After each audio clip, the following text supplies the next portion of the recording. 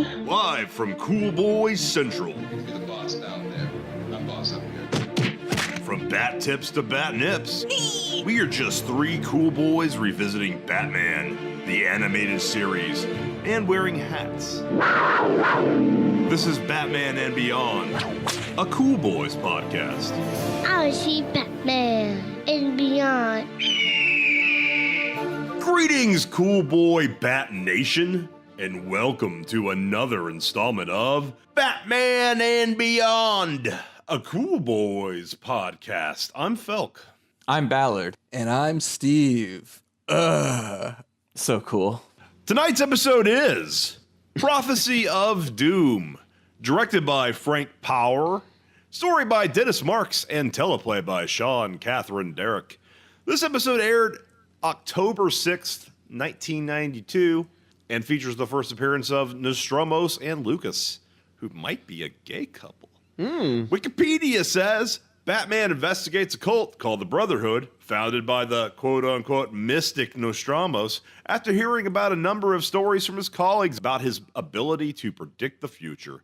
Batman finds out that Nostromos is actually a con artist who was rigging near-fatal accidents to gain the confidence of Gotham's upper-class citizens, and he must expose this ruse before it is too late. I hate cruise ships. Why? I don't know. I don't want to be on a cruise ship ever. It doesn't. Yeah, no, it doesn't seem pleasant. It doesn't appeal. Just go to a hotel and a resort. This seemed rather violent of a thing to do, to just give like a prophecy. He's just going to blow up a cruise ship so that he get a bunch of people to give him some money. I don't know.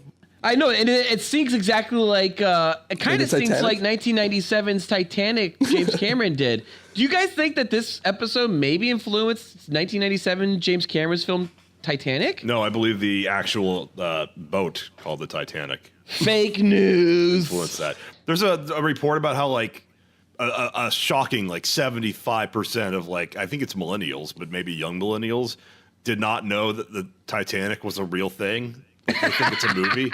Oh, A higher, like more than 50%. Dude, do you post about it on Facebook every day? If not, I'm sure they don't know about it. Well, they post about the movie, but nobody knows it was a real fucking boat. It's scary. I guess I found that Heather Locklear was the guest voice for Lisa, which I thought was, Shit, that's Heather Locklear? like, that was pretty random because, I don't know, just seemed kind of random. You need a fuckable voice for a fuckable character. Fuckable. Yeah, so what's up with this character? So Bruce is this Batman? Is this Bruce Wayne a lot like Zack Snyder's Bruce Wayne, where he's just fucking women? Well, he's hanging out with like the father and the daughter at the same time. But he's clearly dating Lisa. Is he dating her or he's just... Oh, yeah, he's walking her home. She's all upset that he, like, joins the Brotherhood. He's all like, oh, you caught me with my pants down. It's a little awkward. All right. I just thought that they were good friends. No, he wants to fuck her. But do you think Bruce has a big dick or a small dick? What was that? Do you think Bruce Wayne has a big dick or a small dick? Medium sized, average. Average? So what, he's working 5 inches, 6 inches? Well, it depends on how much stock you put in fucking outhouse.com. You know what I say? He's probably 5 inches as Bruce, 6 inches as Bats.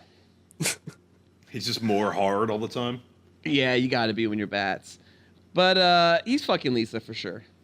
Oh yeah. No, I mean only a gay would interpret that wrong. Well, thanks for calling me a gay. And I used a. That makes me the bigot. A gay. Only a gay. Wow. Yeah, no. I there's a fair amount of. All right. Well, first off, we're gonna have to go into this with the next one, but like, these villain and his like boyfriend, they're gay, right? In this? Nostromos and Nostromos and his boy Lucas. I didn't pick up on that either. I mean, I guess you could go with those subtones or try to, but I didn't really pick up on that. I thought they were just two con artists.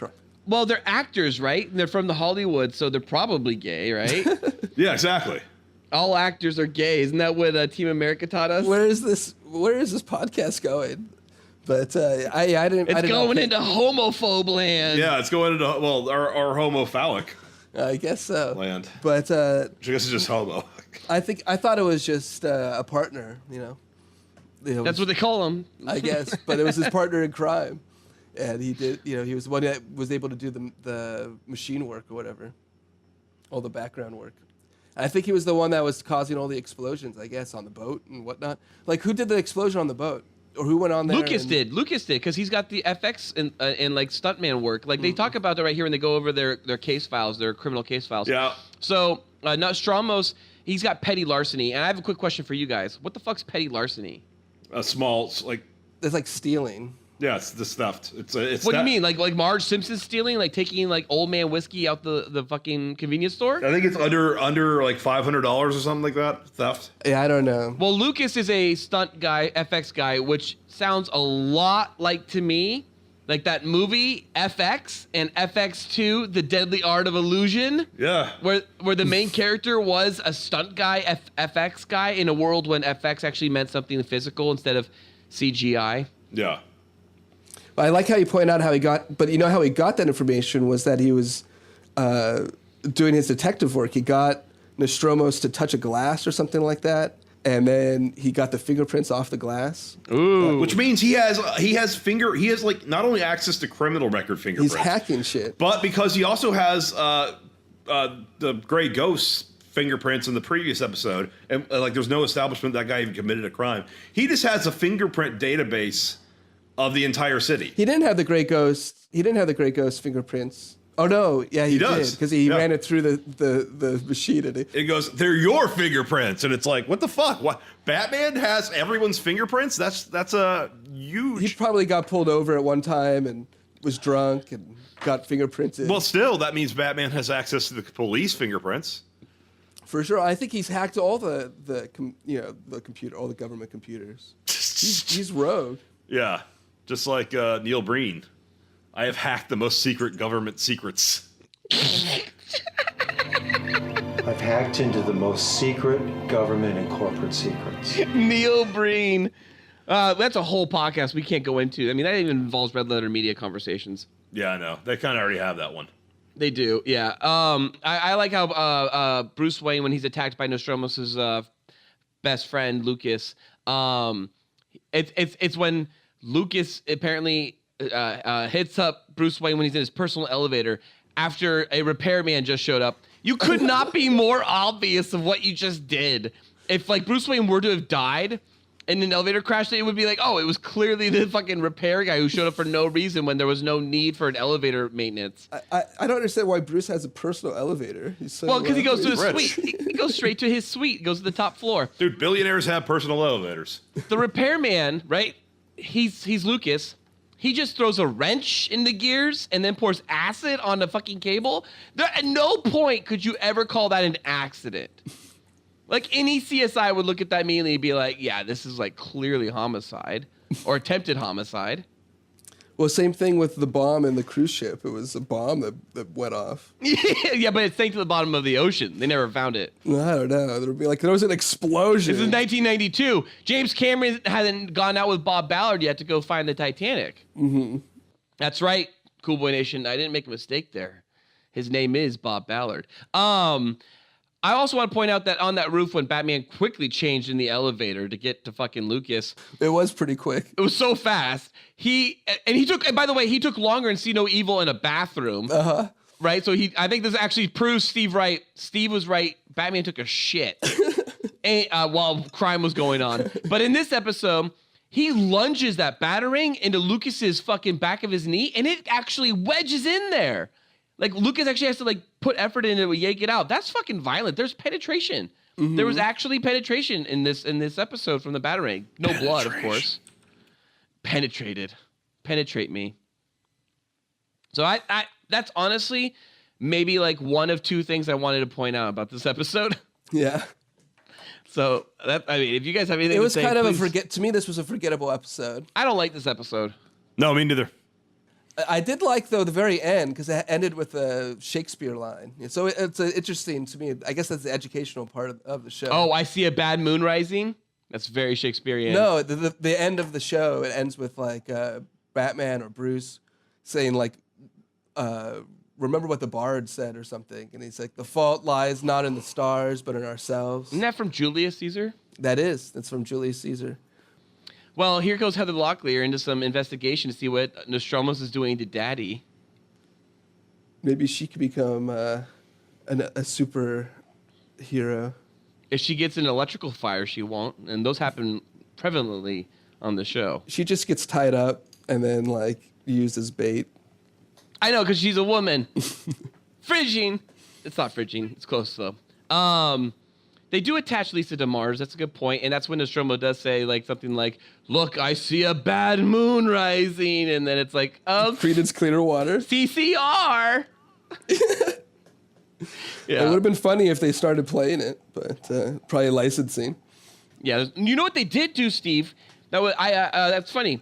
You bring that up because they do a spin on Gustav Holst's Mars, the Bringer of War, which is from the planets, and it's something that's been commonly used. Hans Zimmer has used it for Gladiator. Well, no. He was sued by the estate for copying a little too much of it for Gladiator. Too much. He's too close. It's commonly very similarly used in, or a variation of it is somewhat used in lots of Star Wars music. But yeah, it's a very famous song, Mars. I love it. I have the album, and it's plays in this episode during all the planet crashing stuff, which I thought was awesome. Yeah, it's often used in planetariums, obviously. Yeah, for sure. TV show Sherlock, the Benedict Cumberbatch series, uses it for that. It was Mars was used for the first trailer for X2, X-Men United. No, it wasn't. Yes, it was. Wow, that's badass. Like the whole 2 minutes of the track. Shirley Walker, though, I'm pretty sure used this as a sampling to go along with her Batman score, because it's not just clearly that, but it's definitely, it harkens to that for sure. Harkens. This is a fucking Scooby-Doo episode, and I don't really care for it. 2.5 boys. Yeah, I agree. I'll actually go down to 2. It's not unwatchable, but it just wasn't very interesting. And it seemed like the effort that the villain was going to carry out his prophecies greatly outweighed the benefit of establishing that he has accurate prophecies. I thought it was interesting that Bruce gave him $10 million. That was he's just full of money. Candy. It's just candy to Bruce. He's just throwing $10 million to see where this goes. But yeah, this was a boring one. It was forgettable. I'd probably give it 1 or 2. 2 boys. I guess I'll give it 2 boys. Great bat stuff, gentlemen. Cool Boy Nation, tune in next week. Same Cool Bat time. Same Cool Bat channel. Cool Bat Nation, be sure to let us bat know what you bat thought of Prophecy of Doom, or what your favorite bat episode is by bat emailing us at batmanandbeyondcoolboys@gmail.com. New episodes of Batman and Beyond come out every Thursday. Also, please check out our other great Cool Boy Central content with The Cool Boys Podcast on iTunes, SoundCloud, Google Play, and Patreon, where the Cool Boys have an uncensored discussion about 5 so cool movies, everything ranging from bods to dongs and all the boners they have given us. Be sure to follow us on Twitter at Cool Boys Podcast and Facebook group us at The Cool Boys Podcast. Like and subscribe to us on YouTube. You can find us on YouTube by searching for The Cool Boys Podcast. And be sure to rate and review us on iTunes at The Cool Boys Podcast. And if you like, you can donate to us on Patreon and receive additional episodes of Cool Boys After Dark and a Cool Boy shout-out on The Cool Boys Podcast that airs every Tuesday. You can find The Cool Boys on Patreon at patreon.com/coolboyspodcast. Thank you for listening. Stay cool, Cool Boy Nation. Until next time, it's Byzies from Felk. That's Byzies from Ballard. And Byzies from Steven. So cool. Batman And beyond. Oh yeah. Batman. and Beyond. Oh,